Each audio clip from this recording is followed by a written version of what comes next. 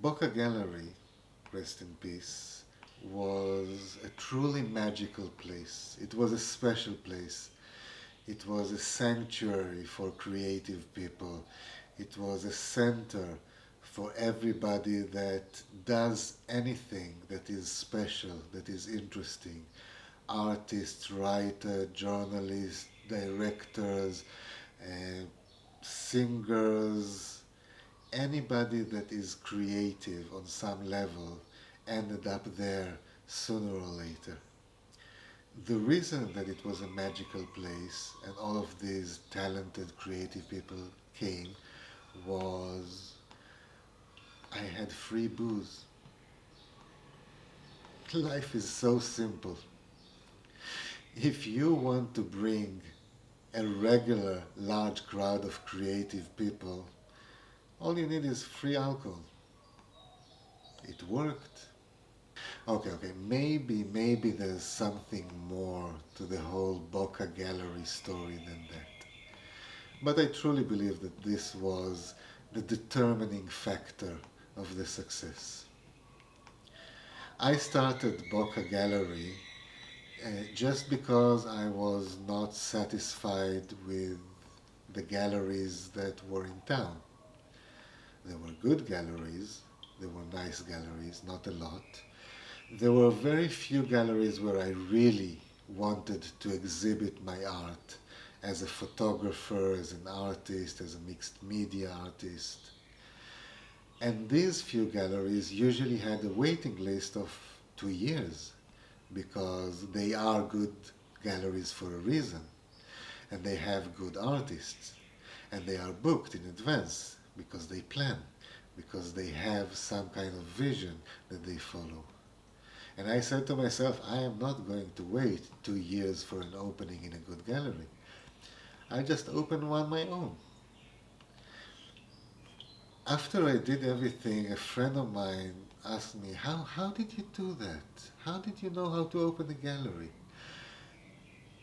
She's a very nice lady, but not the smartest because she's a very nice lady, but she just doesn't get how life works. How do you know how to open a gallery? First, it's not like you need a license. You're not opening a dental clinic. You're not opening a lawyer's office. It's a gallery. Now, do you know how to rent a building? Do you know how to call a handyman to fix a couple of dry walls so you have more space for pictures?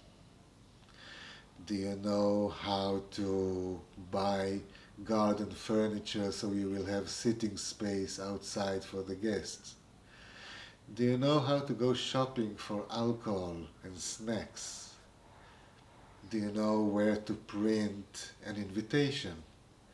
All of these things are very, very simple things. But when you tell somebody, okay, I'm going to open a gallery, it sounds daunting. These days it sounds stupid because when somebody tells me these days, I'm going to open a gallery, do you have any advice? I ask him, how much money do you have to lose? This is how you plan. Once you finish all the money that you have to lose, you will close the gallery. So work accordingly. In my case, actually, I did not have a budget problem because the gallery was part of the complex. There was the gallery in the front, but there was the photography studio in the back. The photography studio used to bring in a lot of money. The gallery would spend money. Not a lot of money, but spend. It's not cheap to keep a gallery, especially if you do regular shows with high quality prints and frames, and not to mention free alcohol. The secret for every successful gallery. The cycle was that the money comes from the back, goes to the front, go outside, and come back. And it worked because people liked the fact that I was an artist and had my own gallery. So they would come and pay for the shoots. These shoots paid for the exhibitions. There was quite a lot of money left over in the end of the month, so it was okay. But the gallery in itself was not making any money. I did sell prints. They would cover the costs of the frames, let's say. My calculation at the time, if you want to see more or less how it works, was that every exhibition I have to sell two pieces to cover the cost of the production of the whole exhibition. The prints, the frame, invitations, catalogs, opening night, etc., etc. So it was viable as a business. But there was something else about Boca Gallery that made it work. And that is the fact that I don't really like galleries. I don't like going to an exhibition opening, going into this big white room, getting my glass of wine, walking slowly around, drinking my wine, finishing the room, and then, okay, where do we go to eat? Or where do we go to drink? This, for me, is not an effective way to exhibit art. It is not an effective way to consume culture. It is not an effective way to have a business if you want to have art and culture as your business. What I did was trying to create a full event every time, which means that you have the new exhibition opening, and then an hour later there's some crazy half-naked Buto dancers crawling from the back garden with theater lights from above and strange Japanese music. When this is finished, you have time to refill your glasses because upstairs there's a poetry reading with some original beat poet from the 60s in San Francisco. After that, you can go downstairs because there's at least 6 different sitting areas where you can go into conversations with people and spend the rest of the evening. The openings used to start at 6 o'clock in the evening. At 3 o'clock, I would shovel all the last drunks out. It was a full event. And during the month when there was no exhibition, I just did gatherings in the gallery. I used to do every second Sunday afternoon because the idea was that, normal people have to go to work on Monday.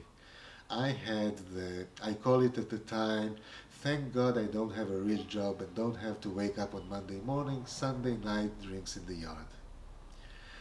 And in these drinks in the yard, we used to have between 10 to 15 people, film directors, actors, writers, photojournalists, theater people. It was a collection of regulars, of creative, artistic people who came because first, this was the unofficial cultural center of the area, and more importantly, there was free alcohol. I'm completely serious. I try not to be too cynical, but I am cynical. And this is why it was a success. The exhibitions were great. The work, amazing. I got to host a couple of photographers which are really, they do real documentary work, real photojournalism. I was proud to have them as my guests. I was proud that their works were on the walls of my gallery. I was proud to know them and to know all the other people that came with the gallery. Without doubt, it was a very special period. The timing was right, the people was there, I was there, I had the right energy. I was very, very social there. This is why when I finished the period of the very social person running a public gallery, I went into 7 years of being a complete recluse. because I've talked to thousands of people, I've met thousands of people in these years, and there were many reasons why I became a recluse, but the overload was one of them. The basic sensation of I had enough. I'm out talked. I'm out peopled. I'm out company. I've exaggerated. I've finished all the resources that can make me a social person. I'll be back in 7 years. But the period of the Boca Gallery was, it was amazing. I really enjoyed it. A lot of people enjoyed it, which made me very happy. And maybe one day we'll open a gallery again. Maybe if I will be hit on the head with something heavy, because it is a stupid idea. Really, really stupid idea to open a gallery. No matter how you look at it. It is a stupid idea. Well, I've done stupider things in my life. Well, I am known for doing stupid things once in a while, so who knows?